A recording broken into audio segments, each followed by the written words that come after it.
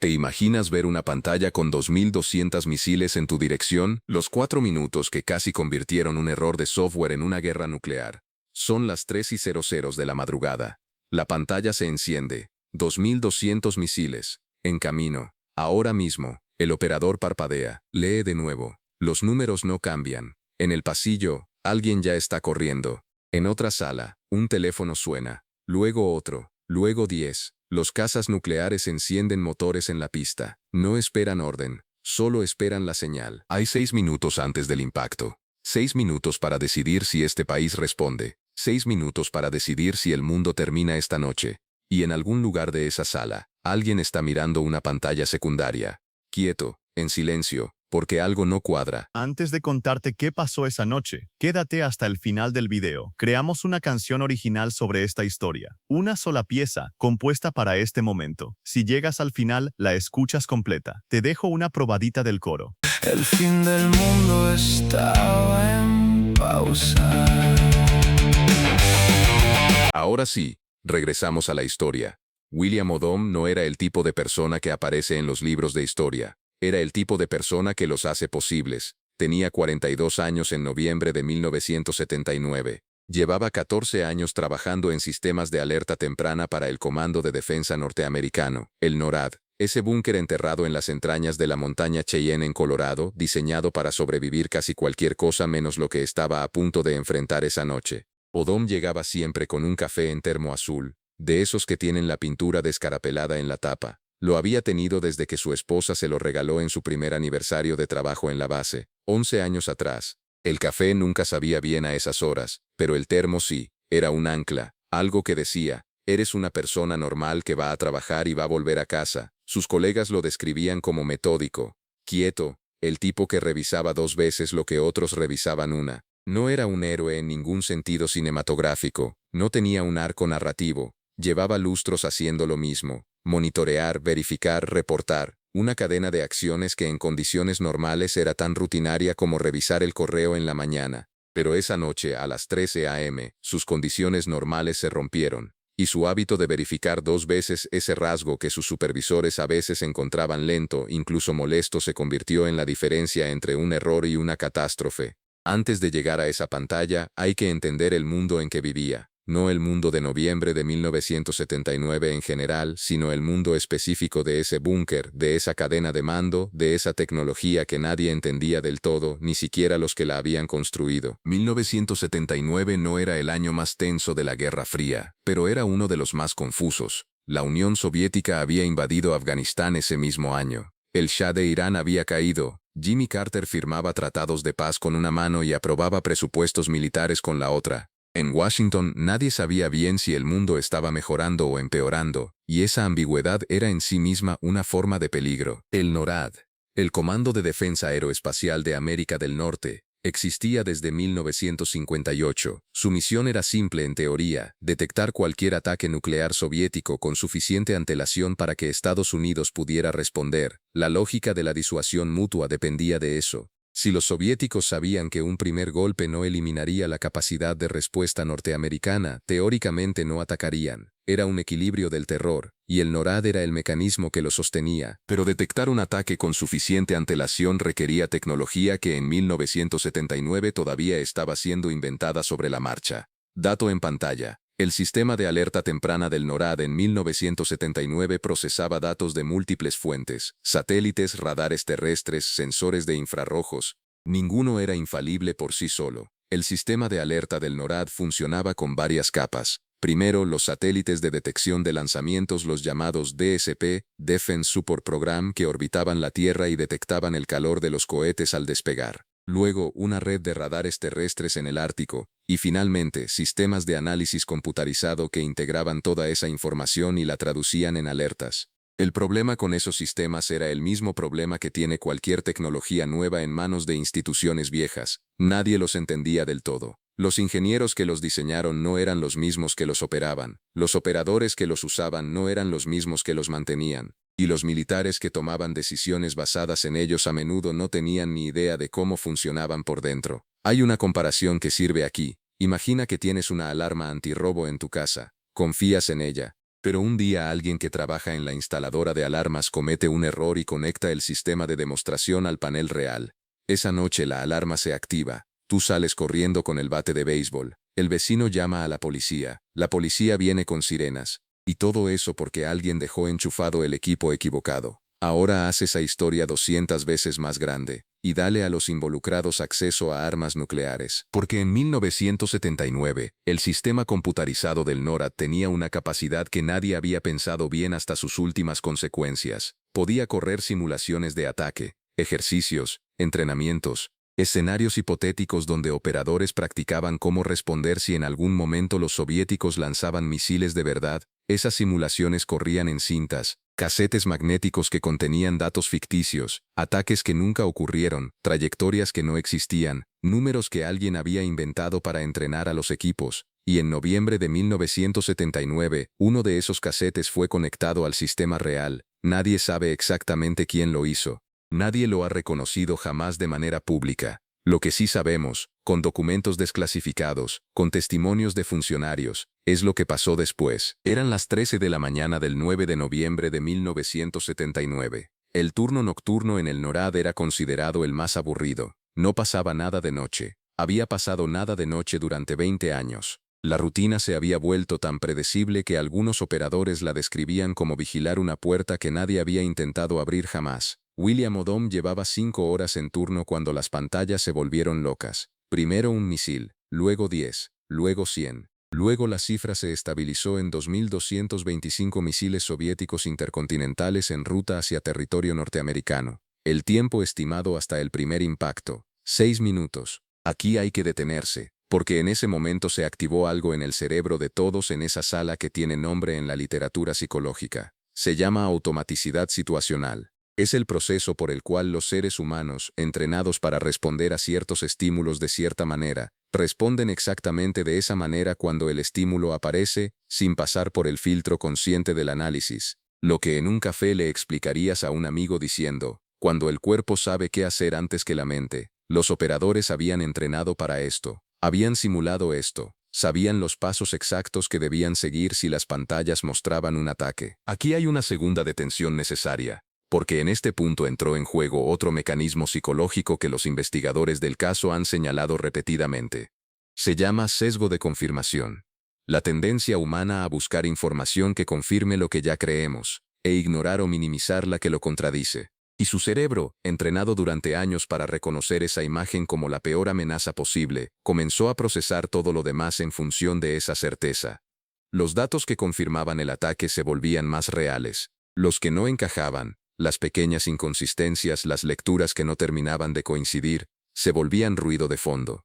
William Odom, en este punto, estaba haciendo lo mismo que todos los demás, siguiendo el protocolo, pero había algo que lo irritaba. Más tarde, en una entrevista interna que tardó años en desclasificarse parcialmente, Odom lo describió con una frase que no suena a película de acción, no sonaba igual. Un hombre con 14 años mirando pantallas, que había memorizado sin querer el ritmo de las alertas reales, sintiendo que algo en la cadencia de esa alarma tenía un tempo equivocado. No era un presentimiento místico, era reconocimiento de patrones. El tercer mecanismo psicológico relevante de esa noche, y el único que salvó a todos, los neurocientíficos lo llaman intuición experta. La capacidad del cerebro de detectar anomalías en un sistema que conoce profundamente, incluso cuando no puede articular exactamente qué está mal. No es magia, es que el cerebro ha procesado tantas versiones de normal que reconoce lo anormal antes de poder nombrarlo. Odom no sabía que estaba mal, pero sabía que algo lo estaba.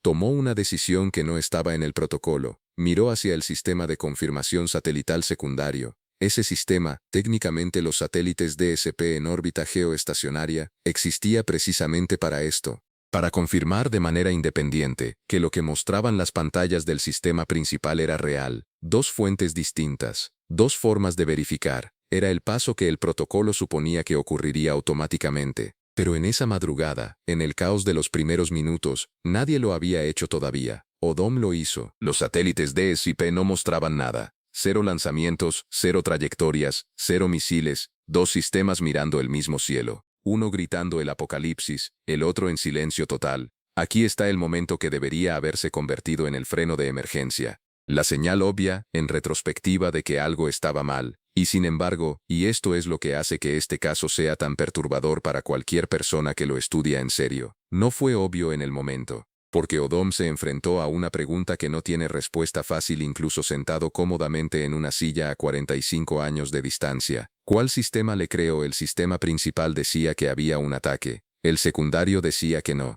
Ambos podían fallar. Ambos habían fallado antes en formas distintas y menores. No había una autoridad superior que arbitrara entre ellos en tiempo real. Imagina que eres tú en esa sala. Son las 3:03 de la mañana. Llevas horas trabajando. Hay generales gritando en teléfonos a tu izquierda.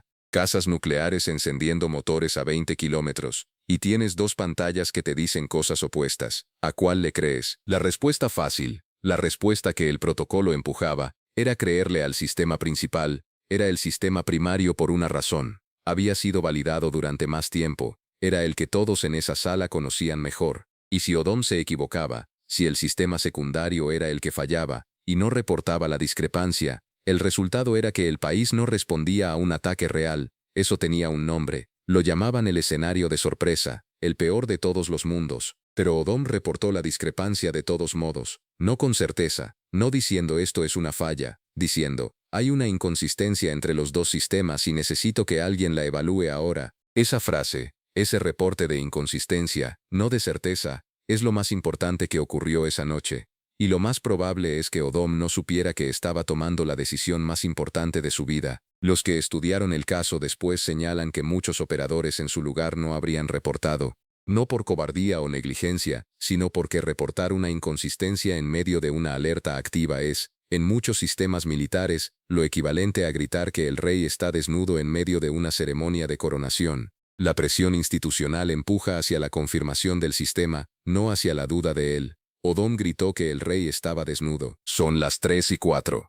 El general de turno tiene el reporte de Odom. Dos sistemas, dos lecturas opuestas. Hay casas en la pista. Alguien para los motores. Todavía no el despegue, pero tampoco el cese de alerta. El protocolo en ese punto exigía verificación de tercer nivel. Radares terrestres. Instalaciones en el norte de Canadá, en Alaska, en Groenlandia. Las llamadas salen en segundos. Son las 3:05. Los radares no ven nada. Nada en el Ártico. Nada sobre el Atlántico. El cielo estaba vacío, pero el sistema central seguía mostrando 2.200 misiles. Son las 3:06. Un analista en la sala, no se conoce su nombre en los registros desclasificados, aparece solo como técnico de sistemas, pidió acceso registro de operaciones del computador central, lo que hoy llamaríamos los logs del sistema. Lo que encontró tardó menos de un minuto en entenderse. Y cuando lo entendió tardó otros 30 segundos en no creerlo. Había una cinta, un cassette magnético de entrenamiento, conectado al sistema real, no un hackeo, no un sabotaje,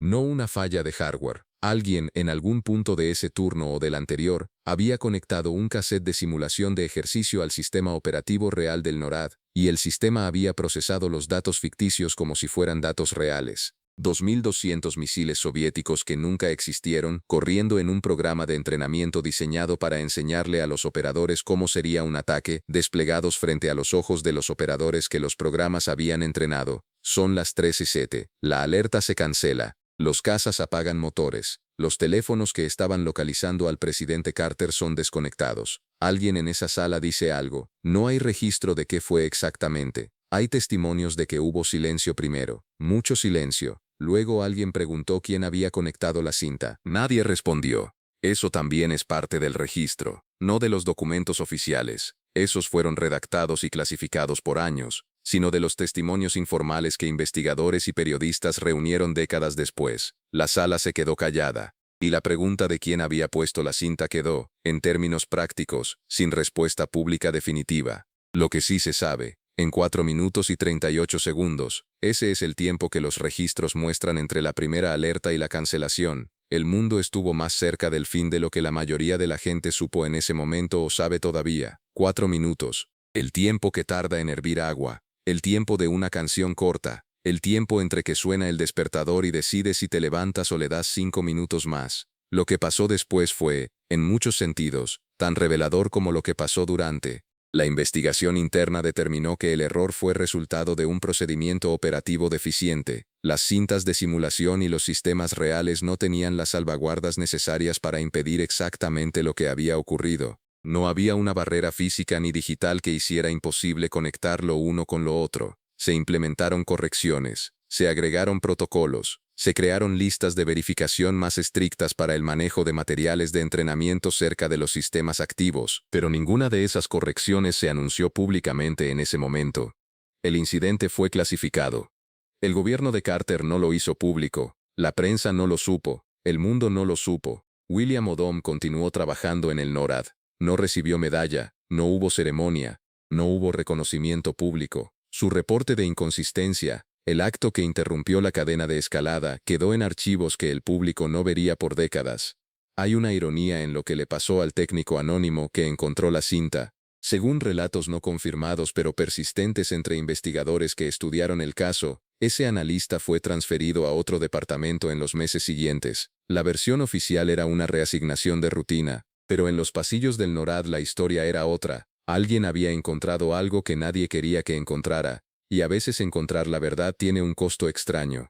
Pero la consecuencia más grande no le ocurrió a ninguna persona, le ocurrió al sistema, porque el incidente de noviembre de 1979 no fue el único. En junio de 1980, 7 meses después, ocurrió otro. Esta vez fue un chip defectuoso en el procesador central que generó alertas falsas de misiles, cientos de alertas falsas en el lapso de días. Esa vez el mundo también llegó muy cerca. Dato en pantalla. Entre 1979 y 1983, el sistema NORAD generó al menos 5 falsas alarmas de nivel crítico que activaron protocolos de respuesta nuclear. 5 falsas alarmas de nivel crítico en 4 años. 5 veces que el mecanismo de fin del mundo se activó por error. Y eso es solo en el lado norteamericano. Del lado soviético, en 1983, ocurrió algo similar. Un oficial llamado Stanislav Petrov se negó a reportar lo que sus sistemas decían era un ataque norteamericano, porque él también sintió que algo no cuadraba. También salvó el mundo. También en silencio. También sin medalla por mucho tiempo. Hay algo en este caso que es difícil de articular sin sonar a sermón, así que voy a intentar otra cosa. Piensa en algún momento en tu vida en que confiaste completamente en un sistema, un proceso, una institución, una relación, porque lo habías visto funcionar muchas veces, y en algún punto ese sistema empezó a mostrar señales de que algo no estaba bien, pequeñas, ambiguas, del tipo que puedes ignorar con buena conciencia. Lo ignoraste, la mayoría lo ignora, no por maldad, sino porque cuestionar un sistema que funciona tiene un costo, social, laboral, personal. La presión institucional en cualquier organización, una empresa, una familia, un gobierno, empuja siempre hacia la confirmación del sistema, no hacia la duda de él. Lo que hizo William Odom no fue heroico en el sentido de que requiriera valentía física, no enfrentó peligro, no arriesgó su vida. Arriesgó algo que muchas veces cuesta más. Arriesgó tener razón cuando todos los demás estaban actuando como si la respuesta ya estuviera clara. Y aquí está lo que más me dejó frío cuando leí el caso completo. Nadie en esa sala actuó mal. El general que activó los protocolos lo hizo correctamente. Los operadores que prepararon los cazas siguieron el protocolo. Incluso el técnico que conectó la cinta, si es que lo hizo sin mala intención, que es lo más probable, estaba siguiendo procedimientos que nadie había pensado hasta sus últimas consecuencias. El sistema falló porque el sistema fue diseñado asumiendo que sus partes funcionarían perfectamente, y las partes perfectas en cualquier sistema diseñado por humanos son siempre ficción. En algún momento después de esa noche, Odom llenó su termo azul con café de la máquina de la sala de descanso. La pintura de la tapa seguía descarapelada. El café siguió sin saber bien. El mundo siguió girando. Y la gente que vivía en ese mundo no supo por décadas que en 4 minutos y 38 segundos alguien había verificado una pantalla secundaria mientras todos los demás corrían hacia el fin. Eso también forma parte del registro. Hay una pregunta que este caso deja abierta y que no tiene respuesta limpia. Si William Odom, o quien sea que reportó esa inconsistencia, hubiera decidido no hacerlo, si hubiera pensado que señalar una duda en medio de una crisis era demasiado arriesgado para su carrera, su reputación, su relación con sus superiores, si hubiera dejado que el protocolo siguiera su curso, ¿cuántos sistemas parecidos están funcionando ahora mismo? No hablo solo de sistemas militares, hablo de los sistemas que organizan tu trabajo, tu dinero, tu información médica, la infraestructura de la ciudad donde vives. Sistemas diseñados por personas que no los operan, operados por personas que no los diseñaron, y supervisados por personas que confían en ellos porque llevan décadas sin fallar de manera visible. ¿Cuántas veces en tu vida has visto algo que no cuadraba y decidiste que probablemente era ruido de fondo? ¿Cuántas veces tenías razón? No hay manera de saber cuántas veces alguien como Odom está en una sala ahora mismo, revisando una pantalla secundaria, reportando una inconsistencia que nadie pidió. Y no hay manera de saber cuántas veces no lo están haciendo. Eso es lo que nos deja el búnker de la montaña Cheyenne en noviembre de 1979. No una lección, una pregunta que no se cierra. Amigos, si te gustó la historia, danos me gusta y suscríbete para más. Y como te dijimos, aquí está la canción, espero que la disfrutes. 3 de la mañana.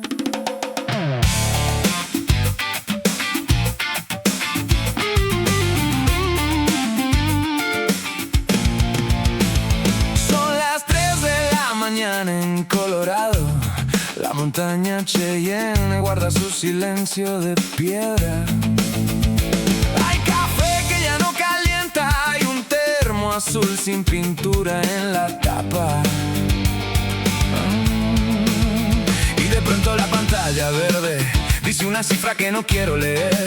2225 puntos de luz que cruzaban el cielo hacia aquí. El general ya está gritando al teléfono. Los cazas se encienden en la pista número 3.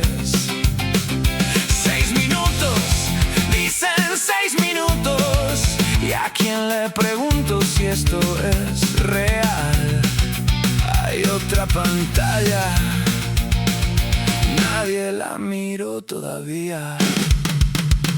Miro la segunda pantalla, el cielo está en silencio, no hay nada, no hay nada. ¿A cuál de los dos le creo cuando los dos me mienten? O uno de los dos me salva. Era una cinta, era solo una cinta.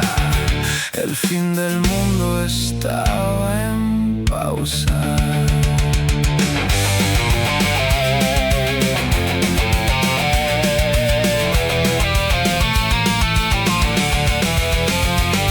Nadie le dio una medalla, nadie dijo su nombre en la televisión. Él llenó su termo azul de nuevo y salió a la mañana sin decir lo que vio.